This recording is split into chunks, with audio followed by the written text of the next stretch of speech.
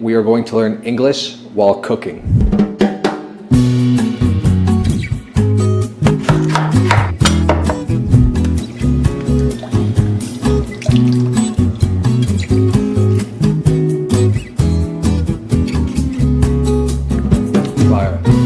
In this video, I'm going to continue to teach you the 3,000 most common English words that will allow you to understand 95% of spoken English. And we are going to be preparing 3 different meals from dinner to dessert, including one of my favorite meals. Well, you'll have to stick around until the end to see that. What are you doing? I'm zesting this lemon, which is basically just taking the skin off to get that lemon flavor. So zesting a lemon is removing the skin layer of it with a grater to get a lemon flavor inside.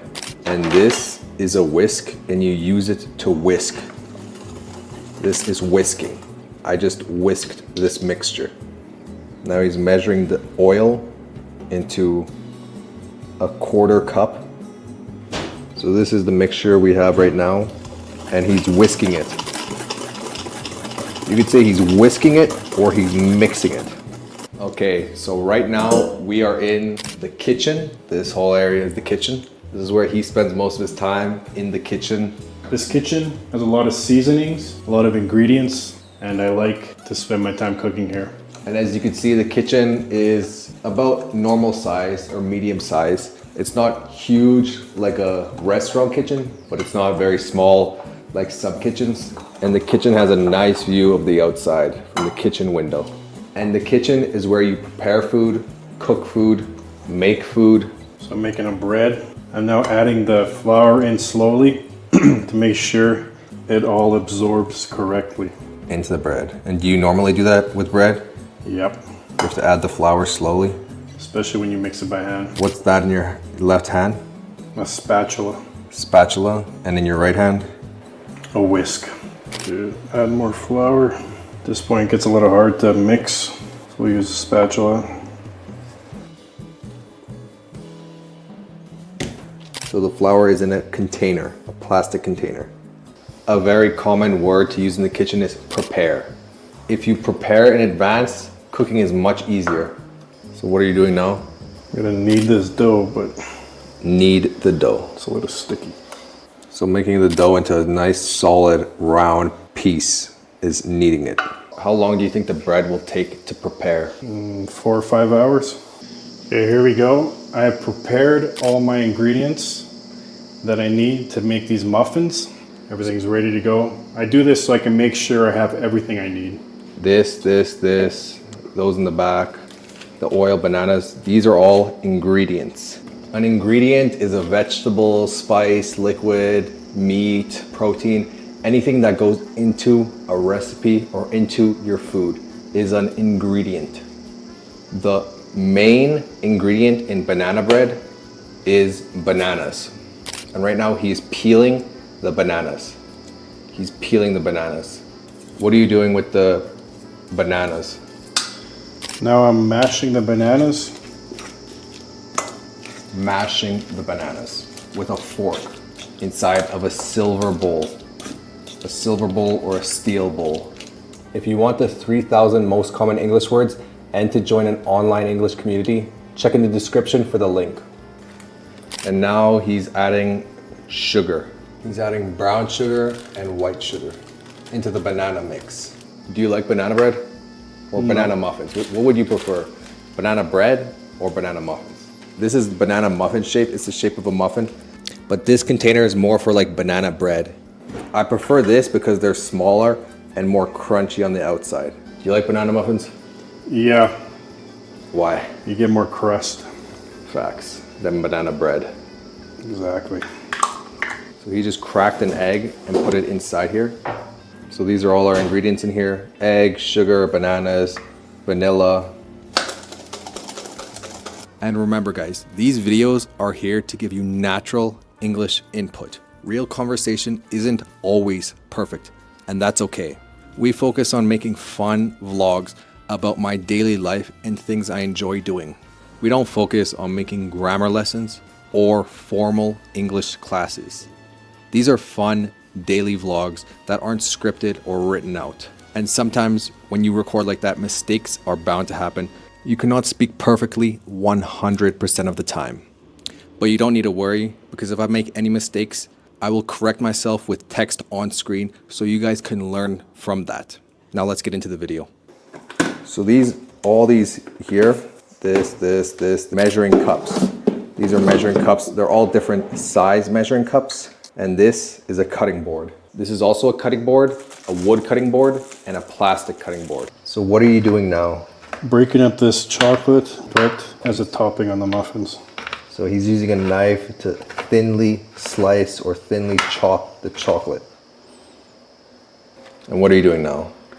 Putting the batter into the molds, muffin molds. The batter is going into the muffin molds. It looks like perfect amount for 12. And what are you doing right now? Putting chocolate on half of them. He's putting chocolate on the top of half of the muffins so it melts in the oven. When you go and buy stuff at a bakery, especially, it could be used for different things, but when there's 12, you could say a dozen. Can I get a dozen muffins? Next time you're going to a bakery or something, you could ask, can I get a dozen donuts? Or if you go to buy eggs, can I get a dozen eggs? Look at these beautiful muffins.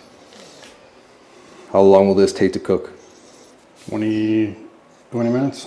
20 minutes? Do you usually set a timer? Yep. Let's go put them in the oven. So now, walk us through your actions. You just picked up the trays, and now what are you doing? I'm gonna take them to the oven, which is upstairs.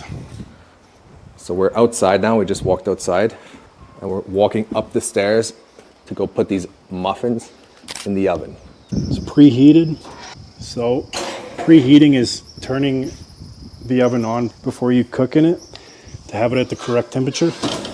I'm going to set a timer for 22 minutes. 22 minutes. He put the muffins inside of the oven, and now we're going to wait 22 minutes, come back, check them, and they should be done. So this is the bread he made, and you can see it's rising nicely. Rising is when it comes up.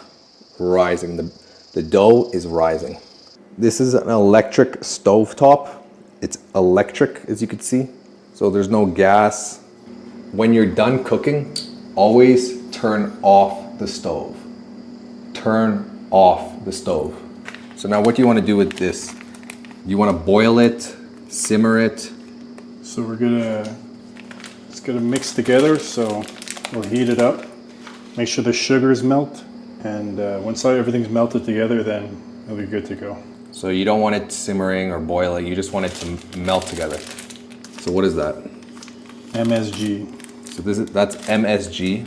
So now you're mixing all the sauces and ingredients together. Now can you tell me what this is and what is it used for? This is a counter. So a counter is just where you could put stuff on. It's like a table, but in the kitchen. And it's where all your ingredients could sit. Your measuring spoons, your phone, the stove. All of this is the counter. And it's mainly used as a cooking surface or a preparing surface. So the alarm just went off for the muffins. So now let's go get it.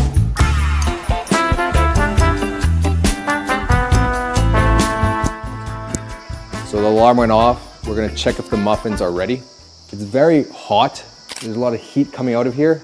So you have to use these so you don't burn. They look done. They look very good. So we'll take it out. So now I'm setting them down on the top of the stove. I'm gonna close this and then turn off the oven. So now the oven's off. You always gotta make sure the oven's off. You don't wanna leave it on. And I'm gonna turn the gas off too.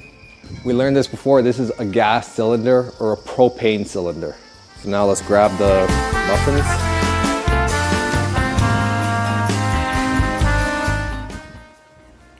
Another very popular saying, a very popular expression is, now it's the moment of truth.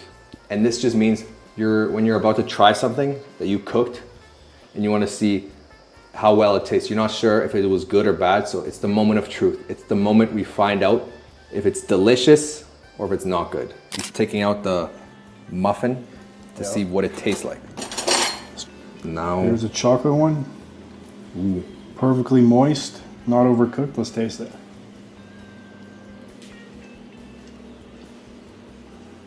Thoughts? Wow. My chocolate is better. Bussing? It's busting. Bussing? No cap. The chocolate is a little bit too better.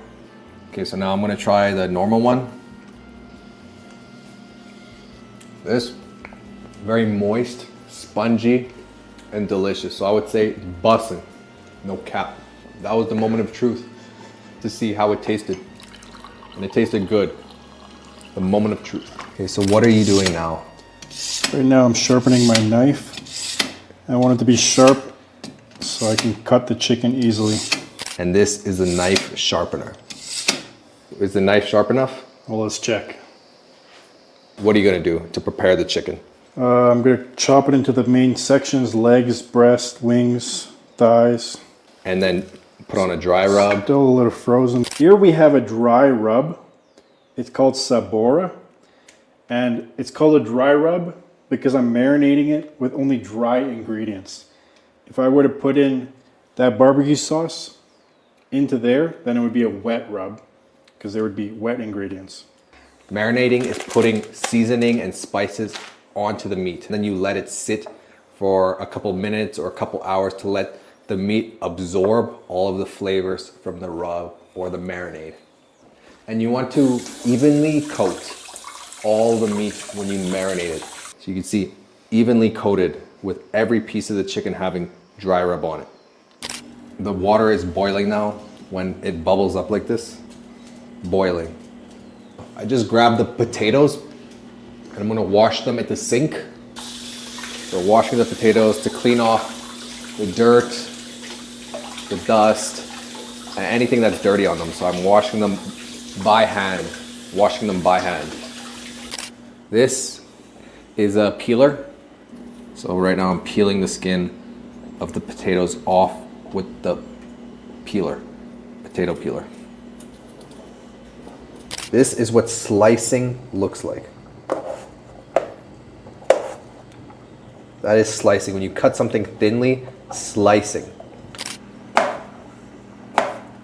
So now I just cube them like in a square shape. And these are wedges. You can see these are wedges. They're like fries, but bigger and thicker. Wedges. And these are fries. Fries are smaller, thinner, and long. Fries, wedges, slices. So these are different ways you could cut potatoes. When you're slicing potatoes, be sure not to slice your finger. Not to slice your finger, because then you'll have a cut and it'll start bleeding. So slice the potato, don't slice your finger. What is this? This is a stove. On the stove, there's a pot, and I turned the heat on already because there was some water in there and I wanted it to evaporate. So you could feel the heat coming from the pot. You could feel the heat. It's hot. Now I'm going to add some oil. Now that there's no water in it, I'll put the oil in. Oil is used for many things, including frying, deep frying, cooking. Oil, it's a very popular cooking ingredient and it's essential to cooking. There's canola oil, sunflower oil, avocado oil, sesame seed oil, peanut oil. There's so many types of oils, but oils aren't just for cooking. Your hair also contains oil. Your skin and your body and your face has oil. And then there's also oil that you put into your vehicle or your car, engine oil. So now I'm gonna go get lemons to make a lemonade. And we have a lemon tree that has the best lemons to make lemonade with. So now I'm just gonna go over there, get those lemons, we'll make the lemonade. Oh. So the lemon tree is here. We have a lemon tree here, but we also have a lemon tree over here. I think I'm gonna get the lemons from there this time since they're lower, easier to grab. They're lower hanging fruit. And that's also a very popular English saying, go for the lowest hanging fruit first. when someone says go for the lowest hanging fruit, it means go for what's easiest first. So go for what's easiest to achieve, easiest to get first, because it's the lowest hanging fruit. You can just grab it. The ones that are higher up, harder to grab. So go for the lowest hanging fruit. You can see I'm just making a basket out of my t-shirt. So we got 3 here. So I am picking lemons. I am picking the lemons from the lemon tree. How many lemons are you gonna get? Enough to make a jug of lemonade. So we got the lemons here. Difference between a lemon and a lime. Lime is small and green. Lemon is like this. It's bigger and yellow.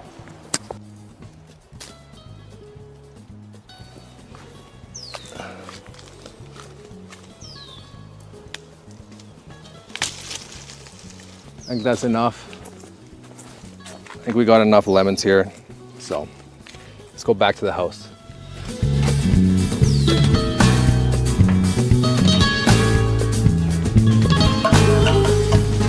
Just connected the gas. Just fire up this grill. So fire up the grill. What does that mean? Let's turn on the grill. Fire up the grill. There you go, now it's on. We'll let it heat up a bit, then we'll clean it with the brush, and then it'll be ready to cook. I use it to light the oven or the barbecue if it's too windy. And here we have the marinated chicken. So this is our barbecue sauce rub. Once the chicken is on the barbecue, we'll use this brush to brush it on. Okay. What are you doing now? So now I'm cleaning the grill. I let it heat up. Now it's easier to clean off anything that could have been on there before. And what are you cleaning it with? This is a wire brush. And it's used for cleaning grills. Okay, now I'm going to turn down the heat a bit. So now you put all the chicken on the grill. Now that all the chicken's on there, yep, we'll start adding the sauce. So the trick to getting a nice crust is to continuously add the sauce, let it caramelize with the heat, and keep on adding layers. So I'll dab this on there. How often are you going to apply the sauce? Every 5 to 10 minutes, I'll put the sauce on. Okay guys, while Leon is upstairs barbecuing, I'm gonna make fries and the lemonade. So I got the fries that I cut here, I got the lemons from outside, and I got the oil heating up. So now I'm putting the fries into the oil, and I wanna just make sure they're all cooking nicely and evenly by giving it a little stir. And when the fries are done, you wanna put them in a plate with paper towel. I don't have paper towel, I just have these napkins, so we'll do that instead. And this is just to catch any grease from the potatoes, from the fries once you take them out. So the grease stays on these napkins and doesn't stay in the fries, or else your fries will be very greasy.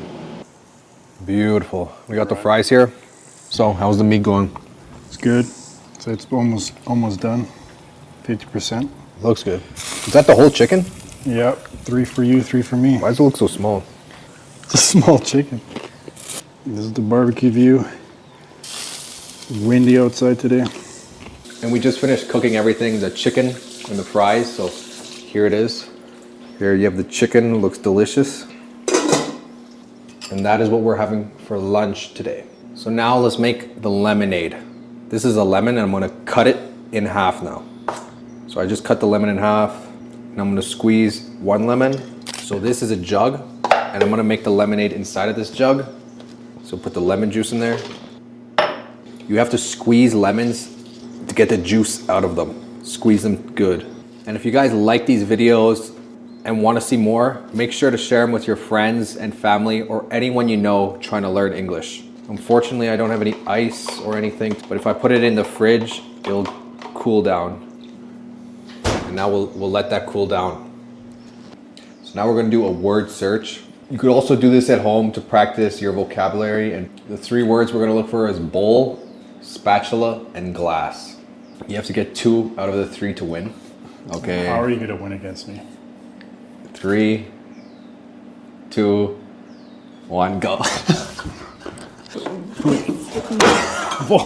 Okay, so we just did the game. I got the spatula, and he got the glass, and a small bowl or a tiny bowl, and I got a normal size bowl. So you guys could decide who won that, but I don't know. He did grab it first, but that's a tiny bowl. Technically is a bowl, but. Okay, so now let's plate the food. Plate the food. Okay, so plating the food is when you dish up your plate. Okay, so we have the chicken, as you can see here, glistening in the sunlight. Then you add your piece of meat. And now we have the plate, and then we add the fries. I already ate, so this is just a small little snack.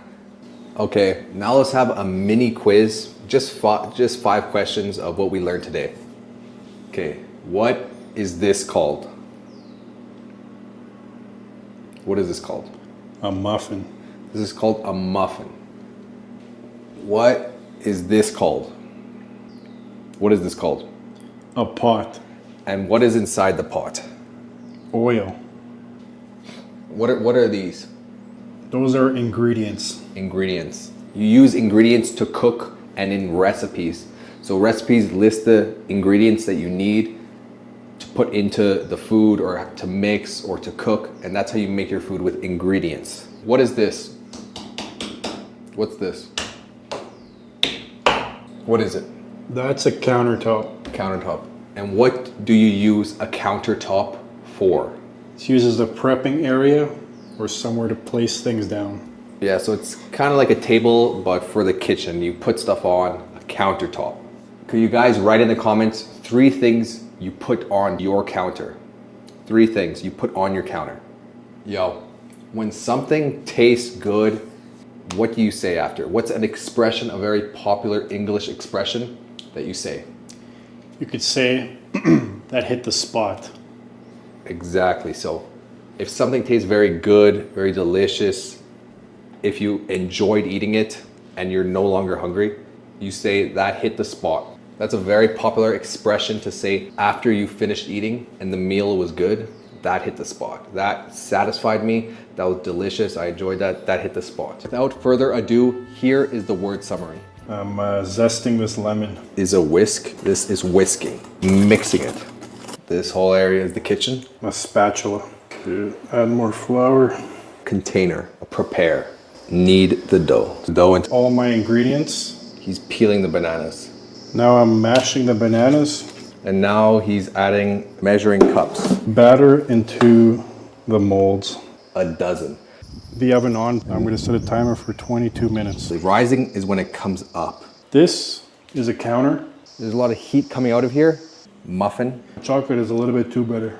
Right now I'm sharpening my knife. And this is a knife sharpener. Here we have a dry rub. The water is boiling now. Is a peeler. So right now I'm peeling the skin. This is what slicing looks like. So now I just cube them. And these are fries. There's a pot. So I am picking lemons. Let's fire up this grill. The grill. This is a wire brush. Start adding the sauce. Have these napkins. So this is a jug. Okay, so plating the food. If you guys like this video and you want to see more, make sure you check out this playlist with all the 3,000